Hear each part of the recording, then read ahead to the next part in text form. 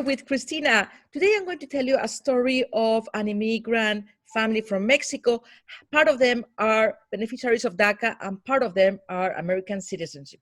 How does this cook on the stove? A family divided by papers, and I have my friend here, Mariela, and Mariela says, hey, I'm Mexican, but I'm American first, and I speak better English than Spanish. Well, you speak very well Spanish. But anyway, welcome amigos to Cafe with Cristina, and welcome to Stories about Hispanics in the US. Today we have Mariela. Hi, Mariela, how are you doing? Hi, Christina. Thank you for having me. You're great. Thank you for being with us and sharing your story. First, what do you know about DACA? What is DACA for those people that really don't know it or they have an idea? We know that they're the dreamers, but what does DACA mean for somebody that benefits from it? Right. So just a brief overview of DACA.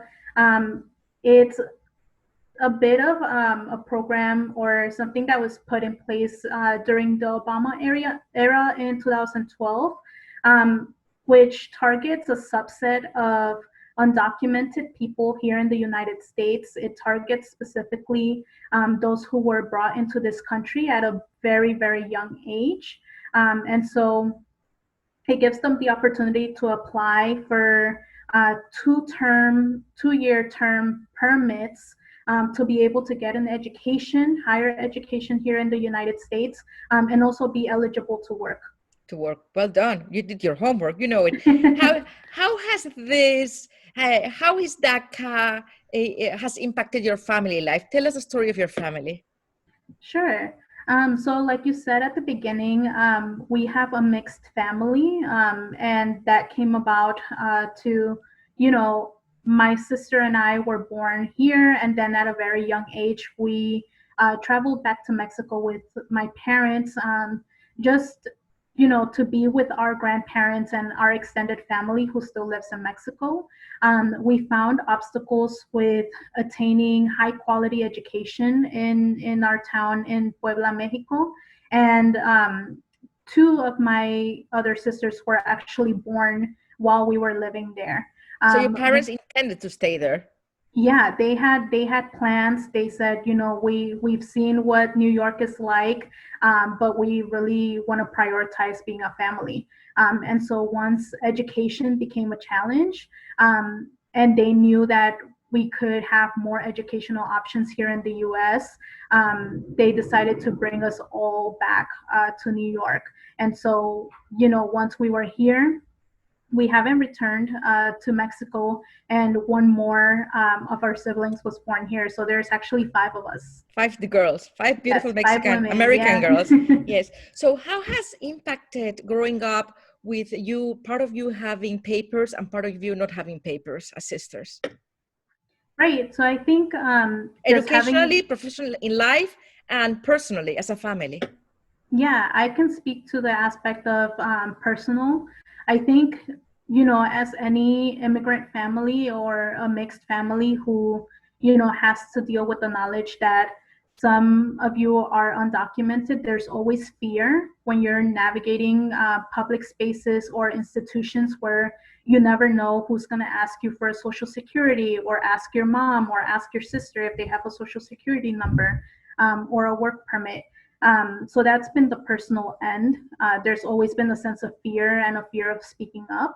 And then on the professional sense, I will say that there's been a difference on how easy it is to navigate, access to scholarships when you're applying to college, and just ease of access when you're looking for a career. I know it was much more challenging for my 2 DACA recipient sisters to figure out what college they were going to go to, because they didn't know if they were gonna be eligible for financial aid, or if the college that they really liked was gonna be able to take them because of their status. How did it affect them before DACA not having a social security number? Like, what do you say when they ask you, where's your social security number? Where's your parents?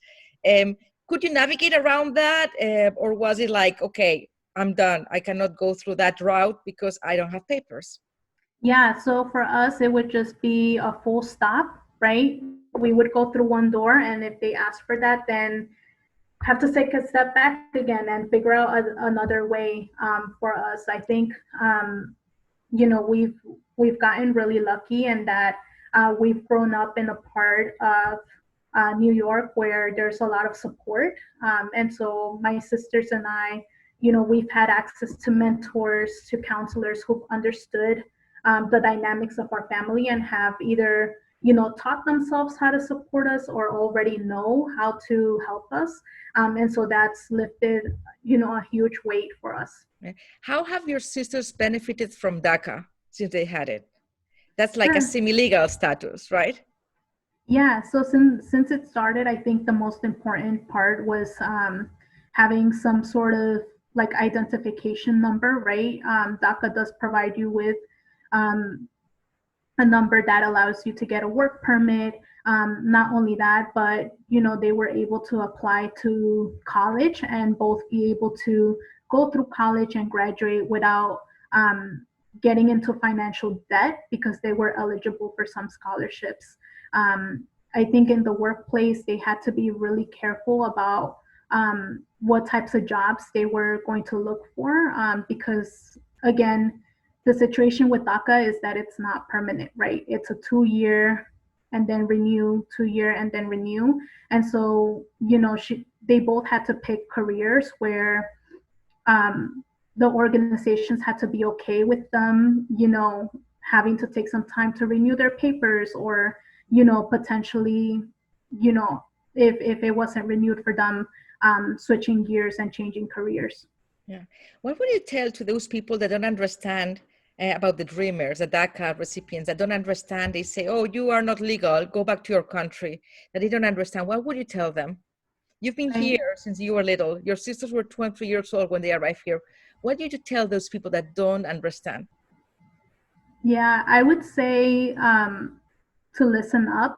There are more and more experiences coming to light these days about, you know, how we have DACA recipients have been here since a very young age. In most cases, they have little or no memory of what life was like in their country of origin. Um, and if they feel American and are doing everything they can to benefit society here in the United States, then there's very little room for argument against supporting DACA recipients. You have a very clear mind. I've lived through this. You know, I have a lot of respect for my sisters because they're both very gifted, very intelligent young women who have so much potential. And just hearing from them and knowing that, you know, they kind of have to live life 2 years at a time because they never know what's going to happen with legislation is really tough, right? I know my sisters want to help the communities where they live. They want to set roots down here, and because of the way DACA is set up, they're unable to. Yeah. What is their dream once they get their citizenship, hopefully someday, or the residency? What is their dream of those dreamers? Yeah, so I know for my sister specifically, one of them is very, very creative, and she actually really enjoys fashion. And it's been a dream of hers to start her own business here in the United States without um, really being afraid of any obstacles or someone taking that away from her. I would say more broadly, their dreams are to be able to open the door of opportunity um, and have access, right? Not open the door and then hit a wall. Because at the end of the day, that's what America and being American is about, right? It's about having opportunities and there being no limits, and ultimately, you know, having the freedom and liberation to have an impact in your community. And what is your dream, Mariela? Yeah, You're an American citizen. Have you achieved your dreams? What other dreams do you have? sure. So my dream, I think, like I mentioned before, growing up, we grew up being afraid just as a family of, you know, being separated or not. I think my dream is to just have that security that we are all able to stay together as a family without facing challenges of being separated. As an educator, I believe that education is the most important thing to create social mobility and help people and lift people out of challenging spaces. And so, the broader vision for me is to help people in my community get access to great education and know their rights and not be afraid to speak up. Well, we wouldn't want to be afraid, and we want you to speak up. And here in Café with Cristinas, you have a voice. Thank you, Mariela. Thank you, amigos. You have a real, a direct story of a family divided by a paper, a legal paper that makes them citizens and gives them opportunities or takes them away. But thank you to DACA. They've had some possibilities until their status is resolved. Thank you very much, Maria. Thank you, amigos. Please make your comments and follow us on our YouTube channel if you want to hear more stories about Hispanics in the United States of America. Gracias, amigos. Gracias, Mariela. Gracias, Cristina.